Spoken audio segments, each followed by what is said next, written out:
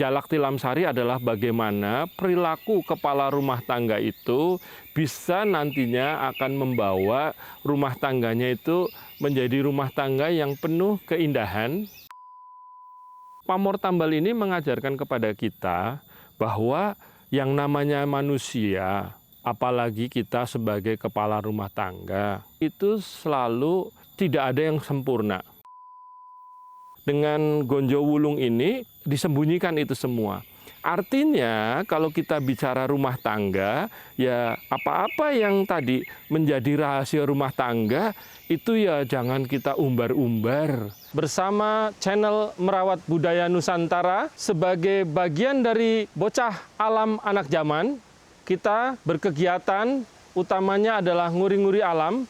Salah satunya ada di Pos Nyengkle ini. Dan yang lain adalah nguri-nguri budaya melalui channel Merawat Budaya Nusantara. Bagi teman-teman, saudara-saudaraku semua yang ingin untuk berkegiatan nguri-nguri alam atau nguri-nguri budaya, mari kita sama-sama berkoordinasi dan bersinergi.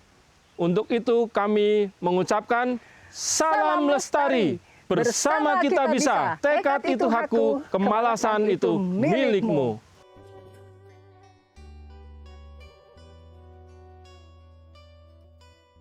Assalamualaikum warahmatullahi wabarakatuh.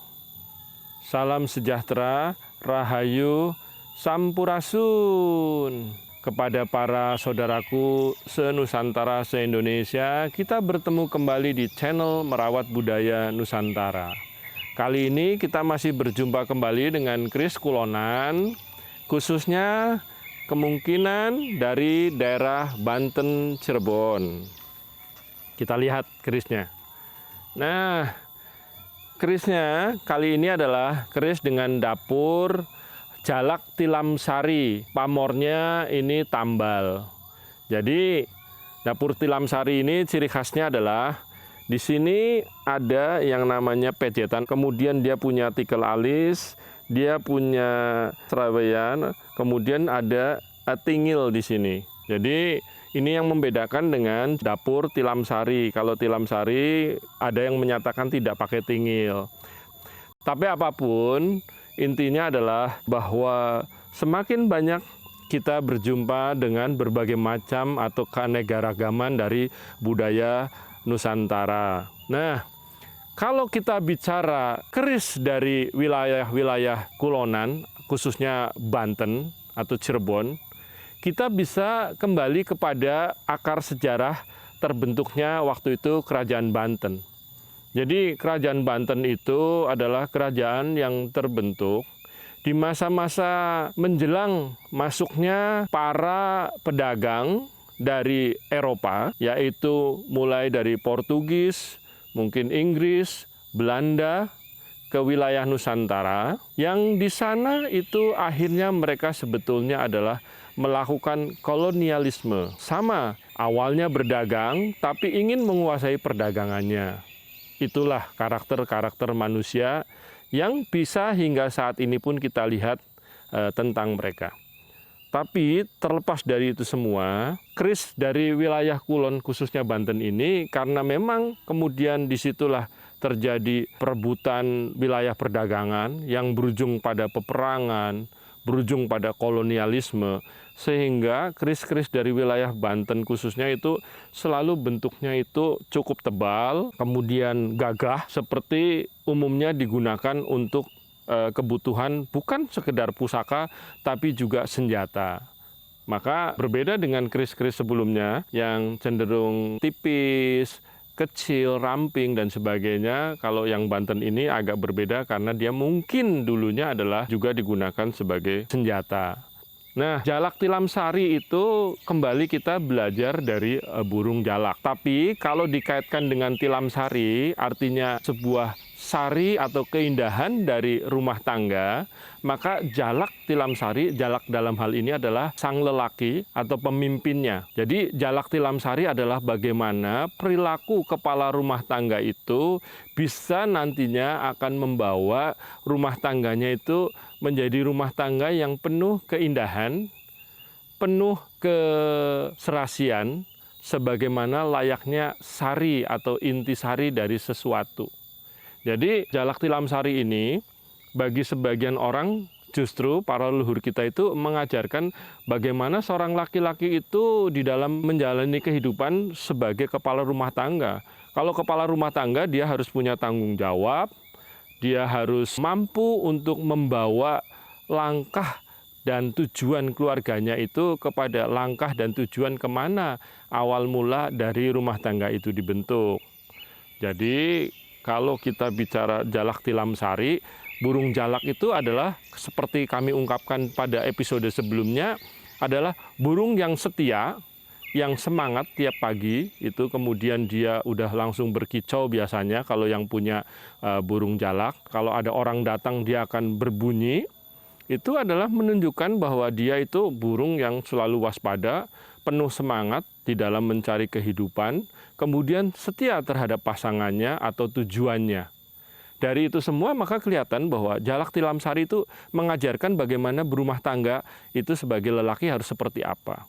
Kemudian kalau kita kaitkan dengan pamornya ini pamor tambal. Ada mungkin hampir mirip-mirip tambalnya, hampir mirip-mirip dengan ombak segara atau ombak segoro, tapi dia putus-putus, tidak nyambung. Kalau ombak itu kan cenderung nyambung. Nah, pamor tambal itu kemudian mengajarkan kepada kita, kalau kita lihat di belakangnya juga sama, semuanya tambal ini, jadi antara depan dan belakang kemudian sama.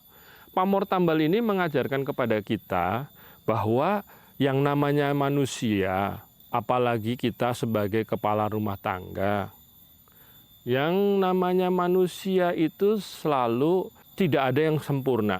Niat kita sebagai kepala rumah tangga, niat kita baik.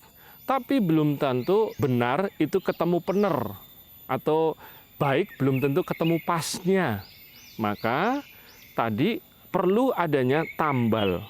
Tambal itu semacam doa bahwa nanti mudah-mudahan kekurangan kita, kesalahan-kesalahan kita itu kemudian dilengkapilah dengan tambal ini. Tambal itu untuk menutupi, kayak ban bocor, kalau nggak ditambal ya nggak bisa dipakai.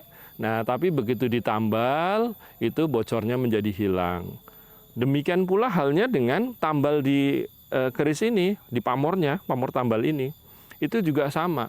Itu menutupi apa-apa yang menjadi kekurangan kita, mudah-mudahan bisa diterima oleh pasangan kita, mudah-mudahan itu menjadikan rumah tangga kita itu menjadi lebih baik. Nah, dalam konteks tadi, kalau Banten itu untuk berperang dan sebagainya, karena ini sifatnya senjata, tambal juga bisa bermakna bahwa mudah-mudahan pada saat kita menjalani tugas, katakanlah, untuk membela negara, itu kita juga selalu diberikan keselamatan dan sebagainya. Jangan sampai kita tadi salah langkah dan sebagainya. Strategi yang kita laksanakan mudah-mudahan strategi yang pas. Nah, ini harapan-harapan, doa-doa dari pamor tambal. Kemudian kalau kita lihat kaitannya dengan berumah tangga, gonjo ini, yang bagian bawah ini nih, ini, itu juga gonjonya wulung. Artinya gonjonya tidak ada pamornya sama sekali.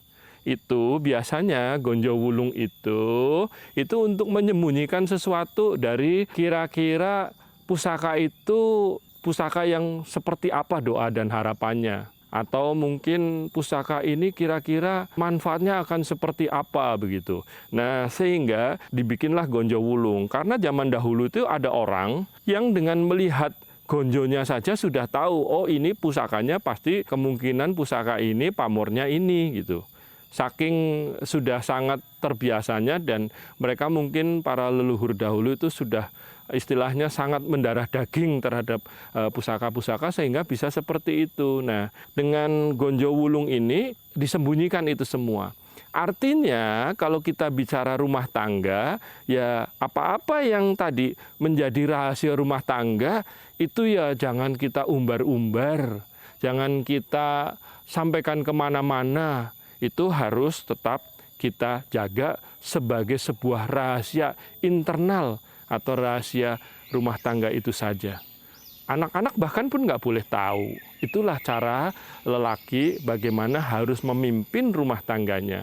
Jadi kurang lebihnya itu terkait dengan pusaka Jalak Tilam Sari dengan pamor tambal memberikan contoh kepada kita sebagai kepala rumah tangga, bagaimana kita harus bisa memenuhi kebutuhan rumah tangga, tapi juga kita harus kemudian tetap bermohon yakin bahwa kita itu tempatnya salah, sehingga mudah-mudahan dicukupkan atau ditutupi kesalahan-kesalahan, kekurangan-kekurangan kita.